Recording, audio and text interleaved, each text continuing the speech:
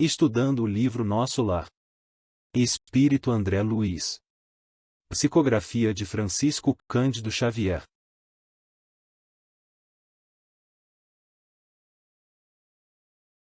Considerações iniciais. Todas as histórias com as quais André Luiz vai entrar em contato aqui, dizem respeito a ele mesmo, aquelas histórias que tocam nas necessidades dele, mas ele não está percebendo ainda. E isso tem um aspecto maravilhoso, porque a criação divina é infinita e é extraordinária, mas eu só entro em contato, eu só tenho acesso àquilo que me diz respeito em função da minha sintonia do meu grau evolutivo, do meu degrau de aprendizado. Deus não joga dados, tudo visa um aprimoramento, tudo tem um sentido, não estamos dizendo que tudo é prazeroso, que é agradável, que tudo é calmaria, o mar agitado, a tempestade, os relâmpagos, os naufrágios também são lições, também representam um processo educativo, porque o espírito é imortal e nós somos espíritos imortais, até a própria morte física é elemento educativo, mas é preciso entender isso. Porque se nós mergulharmos no desespero, em absoluto desespero, aí tudo perde o sentido, nada mais faz sentido. Assim, precisamos resgatar essa ideia poderosa de que nós somos espíritos imortais e cada elemento vivido tem um efeito de aprimoramento, de ganhar experiência, mesmo o espírito se equivocando, mesmo quando estamos fazendo péssimas escolhas, mesmo quando estamos errando, mesmo quando estamos ferindo a lei divina, estamos ganhando experiência. E como ganhamos experiência? Através das consequências. As consequências dos nossos espíritos irão nos ensinar a escolher melhor, a viver melhor, a se harmonizar com a lei divina. Assim continuaremos a ter lições maravilhosas nesse capítulo. Capítulo 21. Continuando a palestra. A palestra, senhora Laura, exclamei com interesse, sugere numerosas interrogações. Relevar-me-á a curiosidade, o abuso... André Luiz está conversando com a dona Laura e essa conversa estava ensinando coisas maravilhosas para André Luiz. Informando e comentando, e aqui já percebemos que todos os assuntos que estão sendo abordados, muitas vezes embora ela se refira a uma outra pessoa, todos estão conectados com a situação do André Luiz, todos os assuntos abordados aqui de um certo modo dizem respeito a ele. Toca na realidade dele, naquele momento que ele estava vivendo, nas dificuldades dele de aceitar as coisas, na dificuldade dele de avançar e deixar a retaguarda, deixar o passado, se abrir para as possibilidades que a providência divina estava colocando diante dele.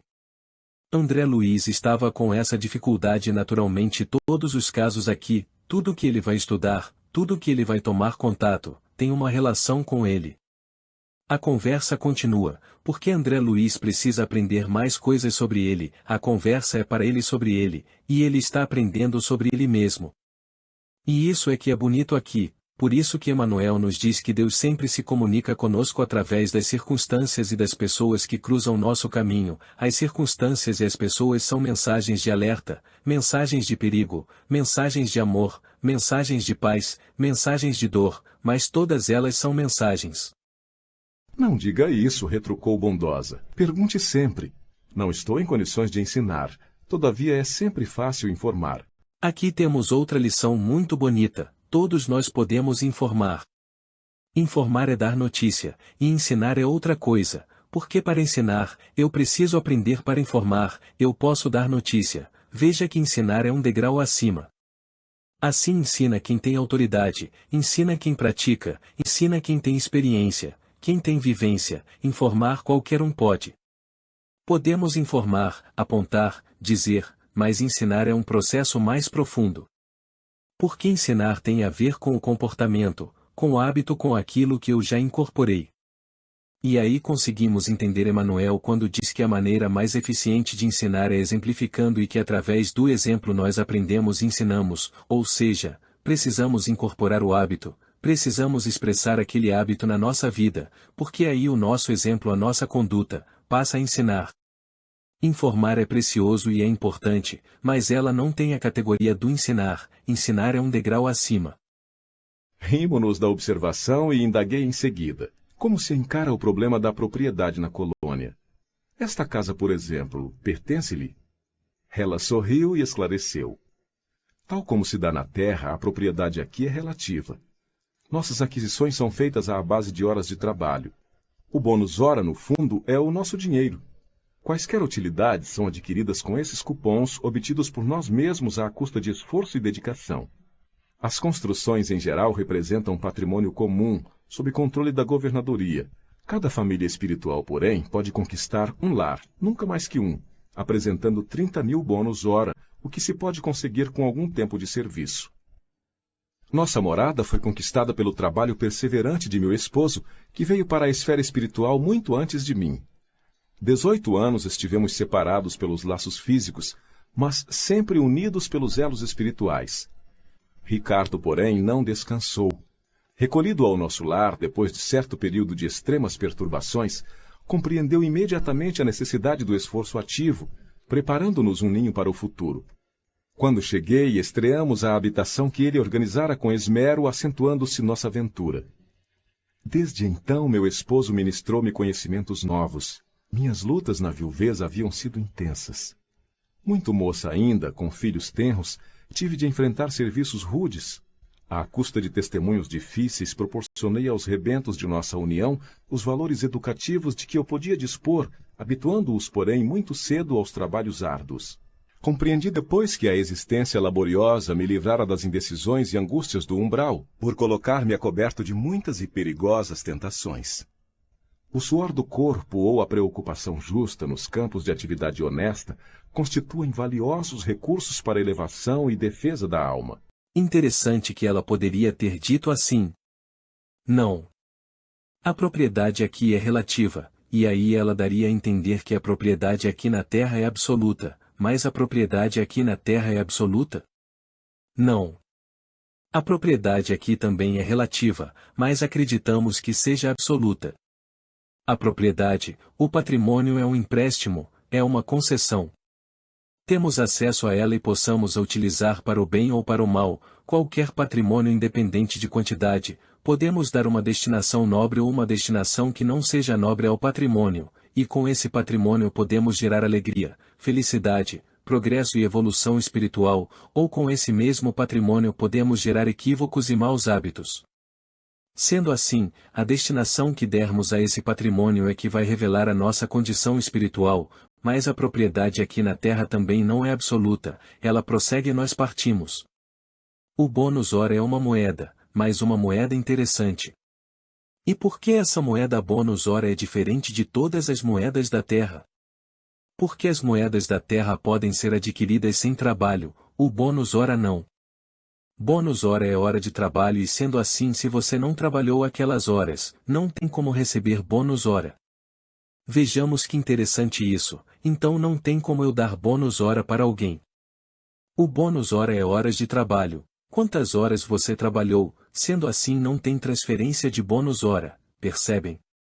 Não tem herança de bônus hora, o bônus hora é individual e é intransferível.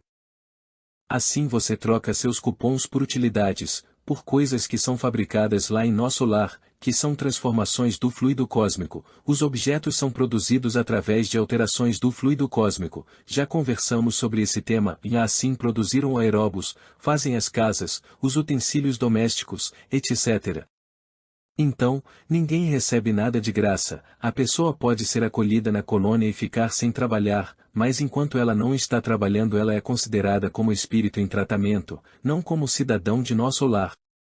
O cidadão precisa trabalhar, e lembrando, nós estamos falando aqui de nosso lar, estamos comentando sobre as informações que a Dona Laura está dando sobre como funciona em nosso lar. Não podemos aqui generalizar para outras colônias, não podemos imaginar que todas as colônias funcionam assim. Podem existir colônias com processos mais aperfeiçoados ou mais atrasados. Não sabemos. Vemos aqui outra coisa interessante, o patrimônio, as casas são da colônia, cada família espiritual, porém, pode conquistar um lar, nunca mais que um. No caso aqui da Dona Laura, o marido dela o Ricardo conquistou um lar com seus bônus hora para dar continuidade à união de sua família espiritual, ela, os filhos e agora uma neta, estavam ali unidos.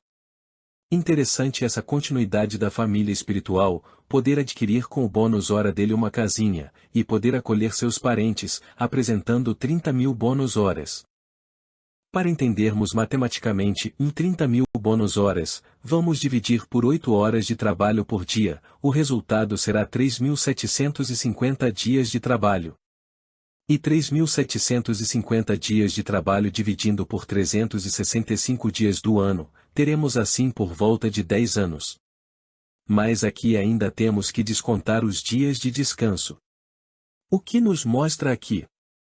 Que lá também tem que existir um esforço de todos que querem conquistar a felicidade e evolução espiritual. Percebemos que o Ricardo ficou meio perturbado, acredito que o marido dela ficou perturbado pela perda, por falta da esposa, por ter desencarnado e deixado a família, sim, por todas essas situações qualquer um fica perturbado. É normal. Mas também pelo que percebemos, ele logo se conscientizou da necessidade do seu esforço para o trabalho ativo, preparando o ninho seu para o futuro. Podemos fazer uma pergunta aqui. Enquanto não adquirimos um lar onde iremos morar em nosso lar? Vamos responder com as palavras do próprio livro fazendo outra pergunta, onde o André Luiz está morando? André Luiz não tem ainda esses 30.000 bônus horas e onde ele está morando? Está morando na casa de amigos que o acolheram, na casa da dona Laura. Ele poderia, se não tivesse sido convidado pelo Lísias para hospedar-se em sua casa, ficar em outras acomodações disponíveis em nosso lar, como foi citado no capítulo 17, em casa de Lísias. Então, nós temos uma casa que foi adquirida pelo Ricardo, esposo da dona Laura, onde ele morou, recebeu sua esposa quando esta desencarnou, moram lá Lísias e suas irmãs, a neta, vai receber a outra filha que irá desencarnar brevemente e que está abrigando o André Luiz. Assim percebemos aqui o princípio de solidariedade e da fraternidade, não é isso? Interessante percebermos onde afirma que teve uma vida difícil, porque ficou viúva e teve que trabalhar muito, mas com isso agora no mundo espiritual ela percebeu que essa luta que ela teve na encarnação foi maravilhosa para ela, porque não teve tempo de se complicar moralmente, assim teve uma vida íntegra, educou os filhos com moral muito sólida. É isso que ela está dizendo que o suor do corpo ou a preocupação justa, nos campos de atividade honesta, constituem valiosos recursos para a elevação e defesa da alma. Reencontrar Ricardo, tecer novo ninho de afetos, representava o céu para mim. Durante anos consecutivos vivemos a vida de perene ventura, trabalhando por nossa evolução, unindo-nos cada vez mais e cooperando no progresso efetivo dos que nos são afins. Com o correr do tempo, Lísias, Yolanda e Judite reuniram-se a nós, aumentando nossa felicidade. Outra observação importante aqui, porque isso nos ajuda a mudar a nossa perspectiva, ficamos imaginando as pessoas indo embora, aí meu Deus, minha mãe morreu, meu irmão morreu, meu marido morreu, minha esposa morreu. Ficamos imaginando todo mundo indo e nós não conseguimos raciocinar que esses entes queridos estão sendo recebidos por espíritos familiares e amigos. Vejamos o exemplo dado aqui nesse capítulo. O Ricardo, marido, partiu antes, trabalhou para sua evolução espiritual e adquiriu um lar, recebeu Dona Laura, depois chegaram os filhos, a neta. Aqui mostra o outro lado, o lado da vida espiritual, porque todos nós iremos desencarnar e iremos reencontrar nossos amores. É doloroso para quem fica, mas para quem está lá recebendo seus amores é festa, é alegria. Por isso que André Luiz diz uma coisa muito bonita na introdução do livro Nosso Lar. Ele diz assim: a vida não cessa. A vida é fonte eterna e a morte é jogo escuro das ilusões. Após ligeiro intervalo em que parecia meditar, minha interlocutora prosseguiu em tom grave. Mas a esfera do globo nos esperava. Se o presente estava cheio de alegria, o passado chamava a contas para que o futuro se harmonizasse com a lei eterna. Não podíamos pagar à terra com bônus hora, e sim com o suor honrado fruto de trabalhos. Dada a nossa boa vontade, aclarava-se-nos a visão relativamente ao pretérito doloroso. A lei do ritmo exigia então nossa volta. Aqui ela está falando sobre o seu retorno ao globo, ou seja, quem não é espírito puro tem que reencarnar, tem que voltar para a esfera do globo. Esse é o nosso ciclo, nosso objetivo. E não tem jeito, não adianta acumular bônus hora achando que iremos quitar nossos débitos passados, porque não é assim que funciona. A lei do ritmo exigia, então, nossa volta, e prestemos atenção aqui, observamos uma lição profunda. Existe um ritmo de encarnação, é como uma respiração, você encarna, desencarna, desencarna, tem um ritmo para cada um de nós compõe a sua história e cada ser em si carrega o dom de ser capaz. Temos o ritmo da volta, para cada um é um círculo, a lei do ritmo. Por que a lei do ritmo? Porque nós não encarnamos sozinhos, encarnamos no nosso grupo, encarnamos naquele grupo com aquelas pessoas que vamos ter que encontrar, ou reencontrar. Vamos encarnar com aquelas pessoas que temos que reparar o dano, reconciliar, refazer. Perceberam? Por isso que tem um ritmo é uma turma que volta ao mundo espiritual, tem outra turma que volta, e assim sucessivamente. É por isso que não pode ser a hora que nós queremos, porque a lei divina reúne os desafetos, a lei divina reúne os inimigos e a lei divina reúne vítimas. Aquelas afirmativas causavam-me viva impressão. Era a primeira vez que se feria tão fundo aos meus ouvidos na colônia o assunto referente a encarnações pregressas. Senhora Laura, exclamei interrompendo-a. Permita por obséquio uma parte. Perdoe a curiosidade. No entanto, até agora, ainda não pude conhecer mais detidamente o que se relaciona com o meu passado espiritual. Não estou isento dos laços físicos? Não atravessei o rio da morte? A senhora recordou o passado logo após sua vinda, ou esperou o concurso do tempo? Esperei-o, replicou sorridente. Antes de tudo, é indispensável nos despojarmos das impressões físicas. As escamas da inferioridade são muito fortes. É preciso grande equilíbrio para podermos recordar edificando. Em geral, todos temos erros clamorosos no ciclo da vida eterna. Quem lembra o crime cometido costuma considerar-se o mais desventurado do universo. E quem recorda o crime de que foi vítima, considera-se em conta de infeliz do mesmo modo. Portanto, somente a alma muito segura de si recebe tais atributos como realização espontânea. As demais são devidamente controladas no domínio das reminiscências e se tentam burlar esse dispositivo da lei, não raro tendem ao desequilíbrio e à loucura. Outro ensinamento maravilhoso, porque muitas pessoas acreditam que desencarnou, lembrou de tudo, lembrou todas as vidas, lembrou de tudo. Não é assim, por quê? Porque para lembrar precisamos ter muita estrutura psíquica, se não tivermos muita estrutura psíquica, nós podemos enlouquecer completamente. Assim, não é possível lembrarmos de vidas passadas tão facilmente. O espírito vai lembrando de vidas passadas na medida em que ele evolui, à medida que vai tendo estrutura emocional. Podemos lembrar de pequenas coisas, alguns fatos e momentos, mas não tudo, porque se nós não tivermos estrutura espiritual, nós nos desequilibramos, ou seja, entramos em colapso. Quando desencarnamos, lembramos da nossa atual existência, é claro. Mas, estamos falando de existências passadas.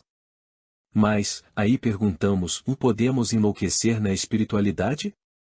Respondemos com outra pergunta, para enlouquecer, precisamos estar em algum lugar específico?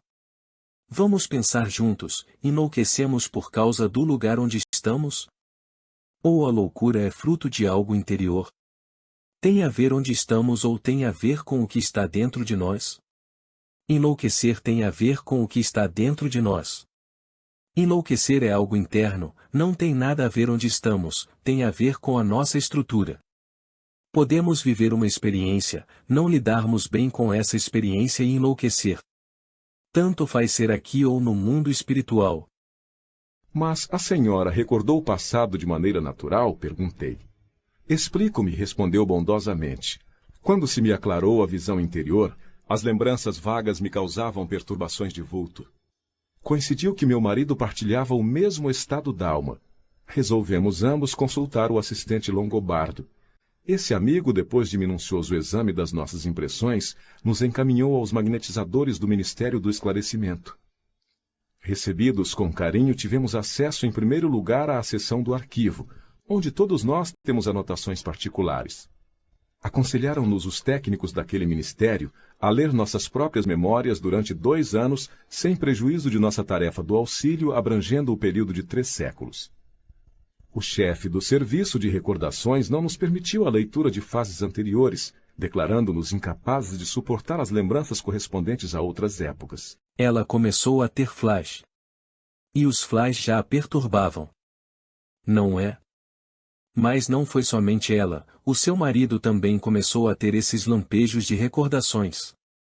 Ambos estavam mergulhando a mente em vidas passadas e foram buscar ajuda onde seriam submetidos aos magnetizadores do esclarecimento. Lógico que essa regressão é realizada por um tipo de hipnose, através de técnicas de magnetização para que tivessem acesso à seção de arquivos. Aqui eles estão lendo o que eles fizeram. Existem algumas outras formas de retornarmos no passado. Aqui nós estamos vendo uma modalidade. E bastou a leitura para que se sentisse na posse das reminiscências? Atalhei curioso. Não, a leitura apenas informa. Depois de longo período de meditação para esclarecimento próprio, e como surpresas indescritíveis, fomos submetidos a determinadas operações psíquicas a fim de penetrar os domínios emocionais das recordações. Os espíritos técnicos no assunto nos aplicaram passes no cérebro, despertando certas energias adormecidas. Ricardo e eu ficamos então senhores de 300 anos de memória integral. Compreendemos então quão grande é ainda o nosso débito para com as organizações do planeta. Eles tiveram acesso aos arquivos e conforme eles liam, os magnetizadores os sensibilizavam para que eles pudessem ler e retornar no passado ao mesmo tempo. Aqui percebemos que é todo um preparo, eles tinham o mínimo de equilíbrio necessário para ter acesso aos 300 anos. Pode ser que no nosso caso, tenhamos permissão para sabermos apenas 50, 100 ou 200 anos, cada caso é um caso. E com certeza em 300 anos nós estamos falando de 2, no máximo 3 reencarnações, talvez nem isso. E percebemos que num determinado momento, ela deixa bem claro para André Luiz, que eles tiveram que se preparar psiquicamente para que pudessem visualizar esses 300 anos, e começarem a projetar novos caminhos, mediante a tentar consertar aquilo que eles tinham cometido de débito nesse período. E onde está nosso irmão Ricardo? Como estimaria conhecê-lo? Exclamei sob forte impressão. A genitora de Lísias meneou significativamente a cabeça e murmurou. Em vista de nossas observações referentes ao passado, combinamos novo encontro nas esferas da crosta. Temos trabalho, muito trabalho na Terra. Desse modo, Ricardo partiu há 3 anos. Quanto a mim, seguirei dentro de breves dias. Aguardo apenas a chegada de Teresa para deixá-la junto aos nossos. Aqui podemos chamar de planejamento reencarnatório, devido às nossas necessidades de ajustes para continuarmos sempre trilhando o caminho da subida dos degraus da evolução. O seu companheiro já havia reencarnado e aguardaria a sua volta, a sua reencarnação para outra vez juntos fazerem os ajustes necessários, principalmente após terem tido a oportunidade de terem acesso aos seus últimos 300 anos em outras existências. Estava apenas aguardando o retorno de sua filha, Teresa, para o mundo espiritual, para que ela pudesse retornar para a Terra. Tudo planejado e estruturado, faltando apenas o desafio da realização dos planos aqui na Terra. E, de olhar vago, como se a mente estivesse muito longe, ao lado da filha ainda retida na terra, a senhora Laura acentuou. A mãe de Heloísa não tardará. A passagem dela através do umbral será somente de algumas horas, em vista dos seus profundos sacrifícios desde a infância. Pelo muito que sofreu, não precisará dos tratamentos da regeneração. Poderei, portanto, transmitir-lhe minhas obrigações no auxílio e partir sossegada. O Senhor não nos esquecerá. Percebemos aqui outra citação interessante, o sofrimento. Quando passamos pelas experiências da Terra que chamamos de sofrimento, nós temos 2 caminhos a seguir.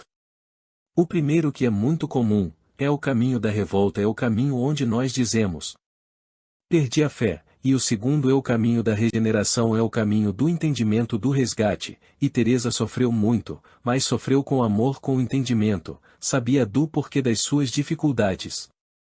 Ela iria ficar na zona umbralina apenas algumas horas. Isso é raro, somente os espíritos que alcançam uma boa evolução na Terra é que passam algumas horas na zona umbralina. Esse é o momento de erraticidade conforme denominou Kardec. Considerações finais. O universo, a encarnação divina é uma escola, Deus nos educa, as circunstâncias que nós estamos vivendo estão educando-nos, podem ser circunstâncias desafiadoras, podem ser circunstâncias dolorosas, podemos estar vivendo e atravessando momentos de muita amargura, de muita ansiedade, de muita preocupação, mas isso tudo tem a finalidade de nos aprimorar espiritualmente. As circunstâncias não são ao acaso, as circunstâncias não se desdobram ao acaso, elas têm uma direção, elas têm uma finalidade, todas essas circunstâncias se direcionam para uma finalidade, e isso é importante nós percebermos. E esse é o sentido do livre-arbítrio, nós precisamos entender isso. O livre-arbítrio deixa-nos escolher mal, podemos tomar uma péssima decisão e são as consequências que vão nos educar. Não adianta nos querer poupar da experiência, da escolha, da dor, das consequências desagradáveis, não tem como, porque, senão não crescemos. E o que devemos buscar aqui, agora? Remover a teimosia, nós todos temos que buscar aqui remover a resistência, porque teimosia, resistência e endurecimento espiritual, faz com que nós repitamos os erros que já poderiam ter evitado. E essa é a grande questão, quais são os erros que já temos condições de evitar, que não preciso mais cometer? São muitos, e esse é o sentido esclarecedor da doutrina espírita. A doutrina espírita nos esclarece nesse sentido, no sentido de apontar aquilo que eu não preciso mais e aquilo que é desnecessário, e o aspecto consolador da doutrina espírita, é nos revelar que tudo tem um sentido, que a vida não é uma obra de um acaso maluco, não. Somos espíritos imortais, eternos, vivendo uma experiência humana passageira.